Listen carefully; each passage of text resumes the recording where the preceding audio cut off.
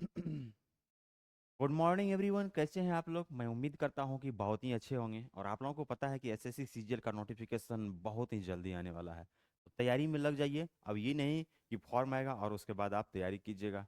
ठीक है, तैयारी में लग जाइए।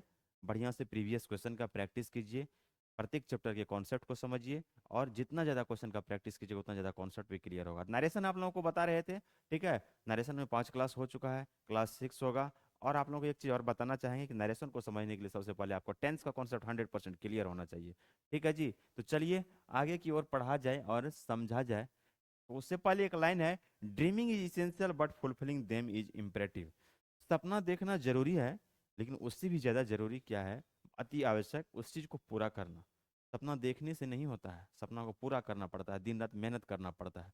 सिर्फ आप सपना का सपना मत देखिए, किसी लड़की का नाम भी हो सकता है सपना, बुरा मत मानिएगा, उसका सपना मत देखिएगा। सपना देखिए वो जो आपके ख्वाहिश को पूरा करे, जो आपके आने वाले हर इच्छा को पूरा करे, है ना। मेहनत कीजिए, पैसा कमाइए, बस उसी में खुशी है। पैसा बहुत बड़ी चीज़ नहीं है, लेकिन ज़िंदगी में हर वो चीज़ जो आपको खुशी देती है उसके पीछे कहीं ना कहीं पैसा का वजह होता है। इसलिए मन से मेहनत कीजिए। बहुत जल्दी वैकेंसी आने वाला है। एसएससी सीजीएल का कल भी तो दिया हुआ था, और आज भी देखे हैं कि अप्रैल में आपको नोटिफिकेशन आ जाएगा। फिर उसमें बताया जाएगा कि किस डेट में एग्जाम होगा, कब प्री होगा, कब इसका टीयर 2 एग्जाम होगा। एक एक चीज़ बताया जाएगा, इसलिए तैयारी में लग जाइए अभी से। ठीक है, देखिए अब है, आप लोगों को पढ़ा रहे थे नरेशन, और उसी का कुछ कॉन्सेप्ट है जहाँ से कि बहुत ही ज़्यादा क्वेश्चन पूछा जाता है। नरेशन का मतलब ही क्या होता है, कथन। ठीक है, अब यहाँ पे देखिए, आज जो पढ़ना है आपको नरेशन में कॉन्सेप्ट जो है, if the reported speech content universal truth. जब नरेशन पढ़ाए थे आप लोगों को तो उसमें बताए थे नरेशन को दो पार्ट में बांटा गया है, डायरेक्ट नरेशन और इनडायरेक्ट नरेशन। डायरेक्ट नरेशन में दो पार्ट होता है ना, रिपोर्टिंग वर्ब और रिपोर्टेड स्पीच। क्या क्या होता है एक बार फिर से सुन लीजिए। डायरेक्ट नरेशन में दो पार्ट होता है, रिपोर्टिंग वर्ब होता है और रिपोर्टेड स्पीच होता है। इन्वर्टेड कोमा के अंदर जो पार्ट होता है रिपोर्टेड स्पीच बोला जाता है, इन्वर्टेड कोमा के बाहर जो पार्ट होता है उसे रिपोर्टिंग वर्ब बोला जाता है। अब देखिए, ये जो कॉन्सेप्ट है हमेशा इस पे क्वेश्चन पूछा जाता है कि if the reported speech contains, reported speech जो होता है जो इन्वर्टेड कोमा के अंदर होता है पार्ट, उसमें अगर यूनिवर्सल ट्रूथ रहेगा, कोई ऐसा बात जो सर्वत्र सत्य हो, ठीक है जी, प्रोवर्ब कहावत हो, मैथमेटिकल फैक्ट, मैथमेटिक्स से रिलेटेड कोई ऐसा फैक्ट हो जो कभी चेंज नहीं होता है, ठीक है जी, हिस्टोरिकल फैक्ट, ऐतिहासिक फैक्ट या ऐतिहासिक कोई इवेंट, हैबिचुअल एक्शन, आदतन क्रिया, कोई भी ऐसा काम जो करते हैं जिस काम को करने का आपको आदत पड़ जाता है और बार बार करते हैं या उसी टाइम पे करते हैं, ठीक है जी। The tense of the reported speech can not be change. ये सारी चीज अगर रिपोर्टेड स्पीच में है, यूनिवर्सल ट्रूथ है, प्रोवर्ब है, मैथमेटिकल फैक्ट है, हिस्टोरिकल फैक्ट है, हैबिचुअल एक्शन है, तो उसमें क्या होता है, टेंस में कोई भी बदलाव नहीं होता है। समझिए इस चीज को बहुत ही बढ़िया से। अभी एसएससी सीजीएल का एग्जाम है ही, सीएचएसएल होगा, एमटीएस होगा, कोई भी ऐसा एग्जाम, सिविल कोर्ट का होगा, अभी जो छोटा सा एग्जाम ये एंट्रेंस एग्जाम होगा किसका, डीएलएड का होगा, उसमें भी नरेशन से क्वेश्चन पूछा जाता है ना, वॉइस से क्वेश्चन पूछा जाता है। तो अगर आप डीएलएड का तैयारी जो है ना एंट्रेंस दीजिएगा, या आप क्या कोई भी ऐसा एग्जाम का तैयारी कर रहे हैं जहाँ पे इंग्लिश पेपर से क्वेश्चन आता है, आप बढ़िया से पढ़िए इसे। ठीक है, अब देखिए यहाँ पे कॉन्सेप्ट देखिए, कॉन्सेप्ट तो यहाँ पे देखिए। अब देखिए क्वेश्चन कैसे आता है जब डायरेक्ट से नरेशन को इनडायरेक्ट में चेंज करते हैं। तो कुछ एग्जांपल है, इसे देख लीजिए। क्या है, the teacher said the earth is round. आप लोगों को जब नरेशन पढ़ाना शुरू किए थे तो बताए थे और अभी भी बताए हैं, डायरेक्ट नरेशन है ये, और ये क्या है, इनडायरेक्ट नरेशन है। डायरेक्ट नरेशन में दो पार्ट होता है, ये जो इन्वर्टेड कोमा के अंदर है इसे क्या बोला जाता है, रिपोर्टेड स्पीच। क्या बोला जाता है, रिपोर्टेड स्पीच। ये जो है इसे बोला जाता है आरबी, रिपोर्टिंग वर्ब।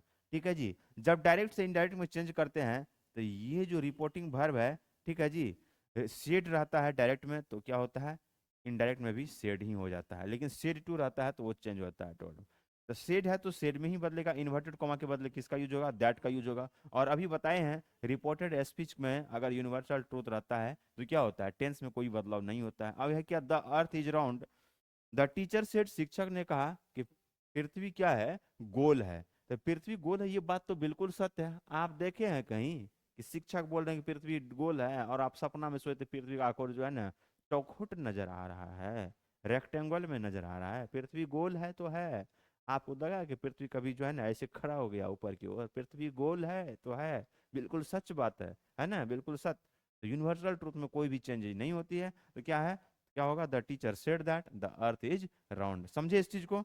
अब देखिए नेक्स्ट, क्या है, he said honesty is the best policy, ईमानदारी एक अच्छी नीति है। यह एक कहानी है ना, सॉरी सॉरी, कहानी नहीं, कहावत, प्रोवर्ब है, कहानी नहीं, प्रोवर्ब कहावत है कि ईमानदारी एक अच्छी नीति है, होना चाहिए, हर आदमी को ईमानदार होना चाहिए। लेकिन बाबू, अभी कलयुग के टाइम में कौन ईमानदार है? इस देश को तो सबसे पहले राजाओं ने लूटा है, अभी तो नेताओं ने लूट रहा है ना।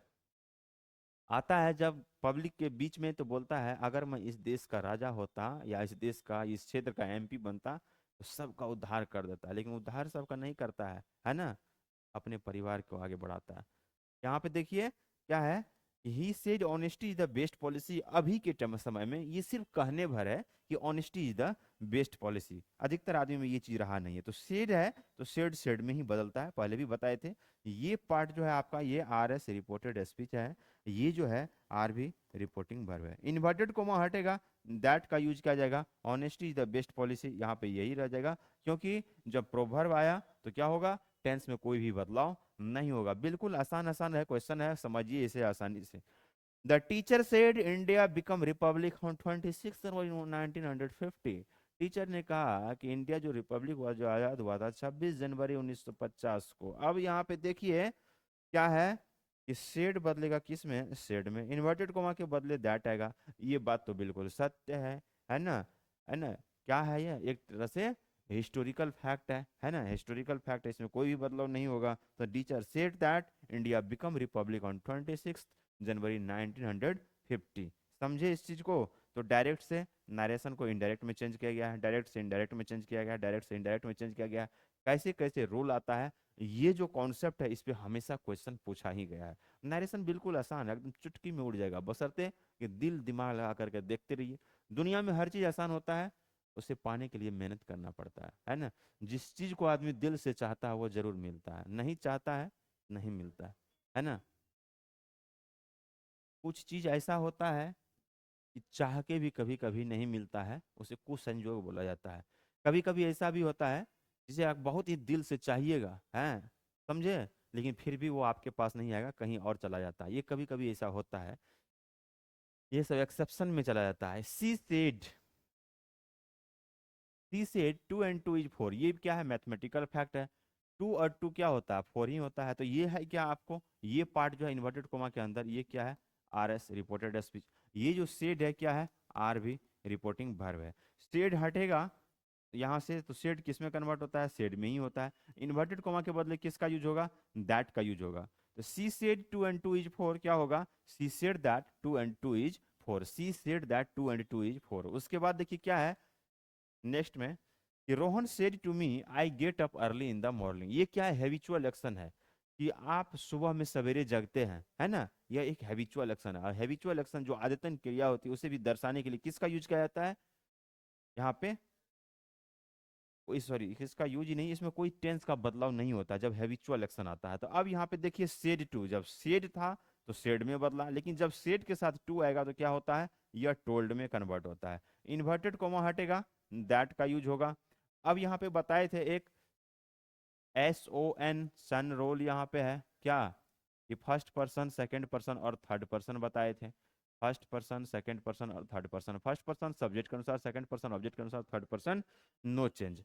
अब यहाँ पे सेड टू है तो टोल्ड में कन्वर्ट होगा, मी है ऑब्जेक्ट, यहाँ पे आएगा, इन्वर्टेड कोमा हटेगा, दैट आएगा। अब यहाँ पे जो है रिपोर्टेड स्पीच है ना, ये जो पार्ट है इसे क्या बोला जाता है, रिपोर्टेड स्पीच। रिपोर्टेड स्पीच में यहाँ पे आई क्या है, फर्स्ट पर्सन। जब फर्स्ट पर्सन है तो फर्स्ट पर्सन सब्जेक्ट के अनुसार, रोहन के अनुसार बदलेगा। रोहन यहाँ पे क्या है, सब्जेक्ट है, और क्या है, नाउन है, प्रॉपर नाउन है, ठीक है, मेल है। इसके बदले यहाँ पे क्या होगा, फर्स्ट पर्सन सब्जेक्ट के अनुसार, यहाँ पे किसका यूज होगा, ही का यूज हो जाएगा। Rohan told me that he gets up early in the morning. Rohan ने मुझसे कहा कि वह सुबह में सवेरे जगता है। और उसके बाद ये क्या है, the teacher said something is better than nothing. Teacher ने कहा क्या है यहाँ पे, something is better than nothing. अब यहाँ पे एक चीज देखिए, सिर्फ सेड है, तो जब सेड है तो सेड में बदलता है, सेड ही रहता है। और जब सेड टू रहता है तो किस में बदलता है, टोल्ड में। इस चीज पे ध्यान रखिएगा कि बहुत बार आप अगर ध्यान नहीं दीजिएगा तो आपसे गलती हो जाएगा।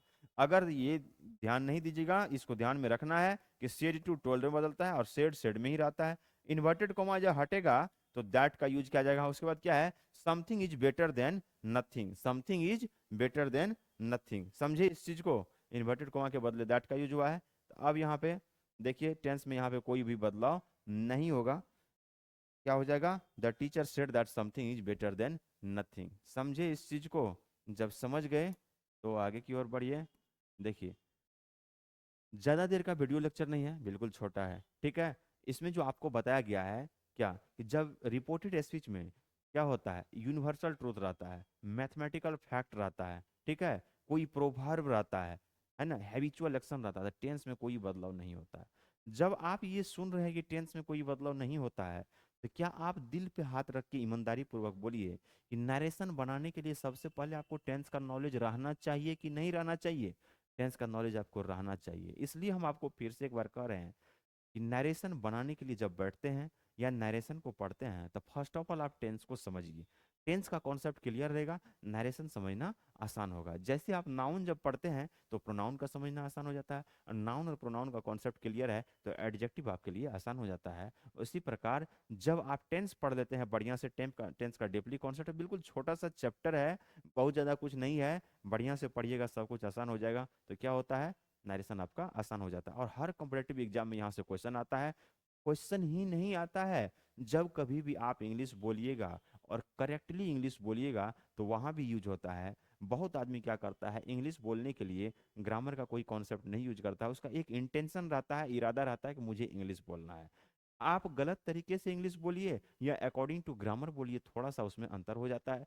किसी एक अच्छे इंटेलेक्चुअल पर्सन के पास जाइएगा, कोई अच्छा पढ़ा लिखा आदमी है, वो भी इंग्लिश बोल रहे हैं और आप भी इंग्लिश बोलिएगा, आप अकॉर्डिंग टू ग्रामर थोड़ा प्रैक्टिस करके अगर बोलिएगा तो क्या होगा, उसको भी समझ में आएगा इसके पास अच्छा नॉलेज है। अब कोई भी ऐसा आदमी जो जोड़ तोड़ के जैसे तैसे बोल लिया तो इंग्लिश बोलना नहीं पाता है। इंग्लिश का नॉलेज रहना जरूरी नहीं है कि बहुत इंग्लिश बोल लेता है तो बहुत ज़्यादा टैलेंटेड पर्सन है। वो एक लैंग्वेज के बैरियर को तोड़ता है कि उसके पास इंग्लिश का भी नॉलेज है, ठीक है जी, इंग्लिश बोल लेता है लेकिन बहुत नॉलेज नहीं होता है, सिर्फ उसको इंग्लिश भाषा का जानकारी होता है। तो आपको समझ लेना है क्या, कि इंग्लिश बोलने में भी नरेशन का बहुत इंपॉर्टेंट रोल होता है, एग्जाम में स्कोर करने में बहुत ज़्यादा इंपॉर्टेंट रोल होता है, ठीक है। चाहे किसी भी एग्जाम में बैठिए या कहीं भी आप अगर लिख रहे हैं, किसी सेंटेंस को लिख रहे हैं, तो वहाँ भी नरेशन का यूज होता है। इसलिए आपसे एक बार रिक्वेस्ट करते हैं फिर से कि चैप्टर जो पढ़ाना शुरू किए हैं, 5 क्लास हुआ है अभी, फिर आगे भी चलेगा, ठीक है जी। अभी तो टेंस वाइज हुआ है, उसके बाद यूनिवर्सल ट्रूथ हुआ है, आगे interrogative sentence, negative sentence, imperative sentence, ये सारे के सारे बताया जाएगा। इस पे जो नरेशन आता है, फिर जैसे कंप्लीट होगा तो मिसलेनियस क्वेश्चन कराया जाएगा ताकि आपका कॉन्सेप्ट क्लियर हो सके और एग्जाम में आप आसानी से स्कोर कर सके। नरेशन खत्म होगा फिर प्रीपोजिशन बताया जाएगा। इसलिए कहते हैं अगर आप चैनल पे नए हैं तो चैनल को लाइक शेयर और सब्सक्राइब कर लीजिएगा, ताकि जब जब हम कंटेंट डालें तो आपको क्या है, नोटिफिकेशन मिलता रहे और सीखने के लिए कुछ ना कुछ मिले। ये आपका बहुत ही इंपॉर्टेंट टाइम है, थोड़ा सा भी मिसयूज मत कीजिए, समय का यूटिलाइज कीजिए। जो आदमी आपसे आगे पहले से तैयारी कर रहा है, कहीं ना कहीं आपसे बेटर प्रिपरेशन उसका है, अच्छा तैयारी आपका है, तो आप भी तैयारी कीजिए, जल्दी जॉब लीजिए, आप भी खुश होइए, अपने परिवार को भी खुशी दीजिए, और जो आपके लाइफ में आएगी उसे भी खुशी दीजिए, क्योंकि वो भी इंतजार में है कि मुझे सरकारी दूल्हा चाहिए। ठीक है जी, ठीक है। हंसते रहिए, मुस्कुराते रहिए, फिर मिलते हैं नेक्स्ट क्लास में। Thank you, bye bye, have a nice day. Jai Hind, जय भारत।